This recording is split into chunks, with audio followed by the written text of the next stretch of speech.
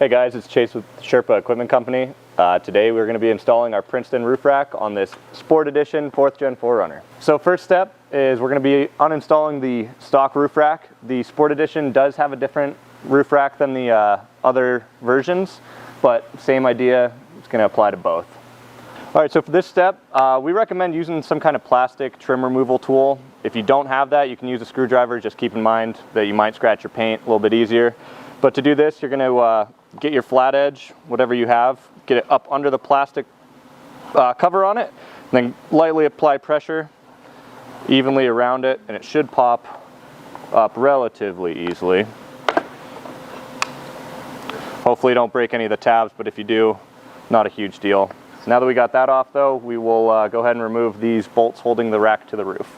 So now we're going to be removing these roof bolts, and to do that on this truck at least, you're going to need a T40 Torx bit. And one thing you want to make sure you do is when you're loosening them, you want to apply even pressure on both of them instead of taking one out before the other, just so you don't lose that plate that's in the roof. And once you get them both fairly loose, you can go ahead and just remove them completely. And so once you finish the first one, you can go ahead and finish the other three, and then you can just easily remove the entire rack as one.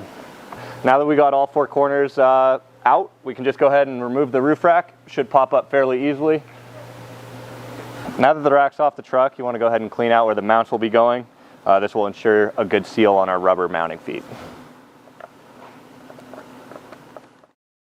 So now that we got the rack off the truck, we're going to go through what will be in your package that comes from us. You'll have your set of side plates. You'll have two boxes with your crossbars in them. You'll have your fairing, and you will also have your hardware that is attached to your fairing. And then in your hardware package, you will have your mounting feet separated from your mounting feet rubber to your main hardware for the rack, and then you will also have a separate section for your fairing hardware. So the next step now is we're going to be installing our mounting feet to our crossbars. Alright, for this rack we're going to be taking two of our crossbars out of our boxes for the mounting feet. Now that we're ready to put the mounting feet on the crossbars, you're going to want to go ahead and separate 8 T-nuts, 8 1/4-inch hexes, along with 8 1/4-inch washers. These T-nuts are super easy to install. All you need to do is put them in an angle and then push them flat in the channel. And it does not matter which side goes to which direction, either way will work. Now that we got the T-nuts and the crossbars, we're going to go ahead and take our mounting feet. You're going to want to make sure you got your fronts and your rear separated, and we're going to go ahead and install those onto the crossbar. All you want to do here is make sure that the outside of the mounting foot is facing the outside of the crossbar. Then you'll take your 1/4 hex head bolts and loosely start them into the T-nuts.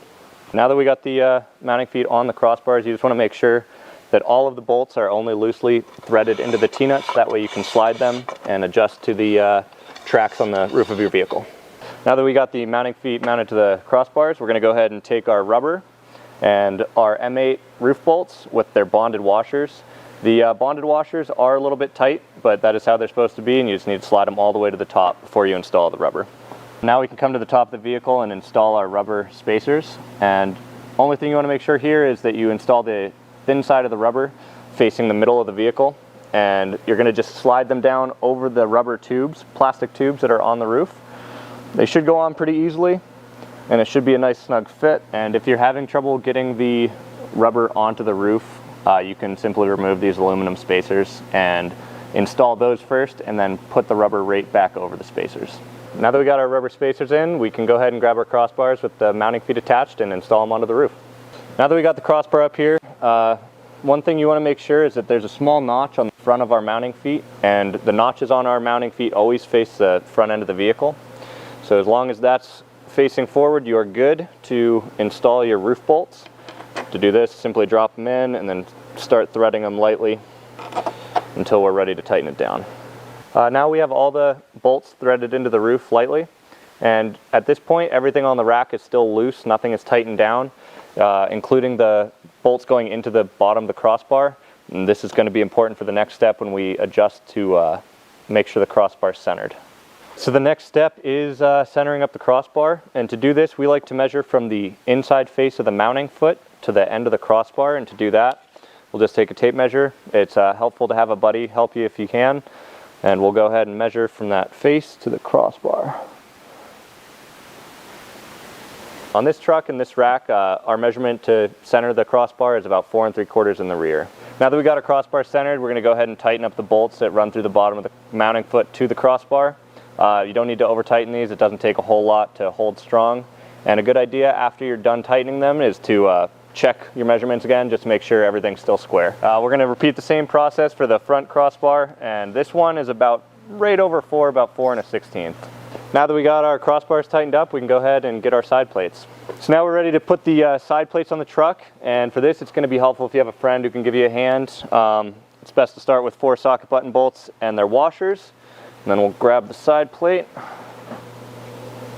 And to line this up, you're going to go ahead and find the small slots on your side plate, and that'll be your mounting slot for the first crossbars. And you're going to want to leave these loose so that way you can have forward and back adjustment. And now we'll do the other side. Next we're going to assemble our fairing. For this you're going to need your fairing, a single crossbar, and then your remaining fairing hardware. Alright, now that we got the fairing unwrapped, we're going to take one of our crossbars, and you want to make sure that you're going to install this on the back side of the fairing. To do that, you can see your letters in the top corner. You want to make sure you can read those. So to install the fairing onto the crossbar, we like to set the crossbar on top, and then that way you can get your holes lined up with right about where the T-nuts need to go. Once you have those installed, you're going to want to take your fairing, set it on top of the crossbar, and gather your remaining hardware and loosely start threading these into each of your T-nuts. If your fairing's not perfectly lined up, you can just slide it across the crossbar and then loosely assemble your fairing hardware into the T-nuts. Alright, now all of our fairing hardware is installed. You can go ahead and line it up so it's flush on each side with the crossbar, and then tighten it down. Our fairing's now assembled. We can go ahead and set this aside. Good time to grab your buddy again, and we're going to get the rest of the crossbars up on the rack. So on each of the crossbars, you're just going to want to leave them loose. That way you can adjust as you put the rest of them up. Make sure you get even spacing and you get good fitment on the vehicle. Now we're going to install the remainder of the crossbars. One good thing to check is before you tighten all of your crossbars down, you want to make sure your mounting feet crossbars are both evenly spaced on the mounting slots. That way you have a square rack. Helpful tip is if you tighten one side of the crossbar first to the side plate, it'll automatically square up the other side to ensure that they're straight across. And again, with these, you do not want to over tighten them. It doesn't take a whole lot. Once your last crossbars are installed, you can go ahead and make sure you're happy with the spacing, and then you can go ahead and tighten all of your socket buttons down, minus the ones that are attached to the crossbars with the mounting feet on them. You're going to want to leave those loose so you can still move it forward and back to adjust to the roof line. Now that all the crossbars are tightened down, we can go ahead and grab our fairing. This will be the last one we install on the rack.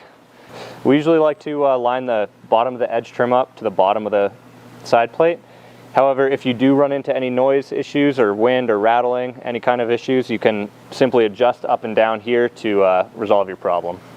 And if adjusting your fairing doesn't resolve your problem, you can also very easily slide your rack, the entire rack, forward or backwards, and that usually should solve the problem.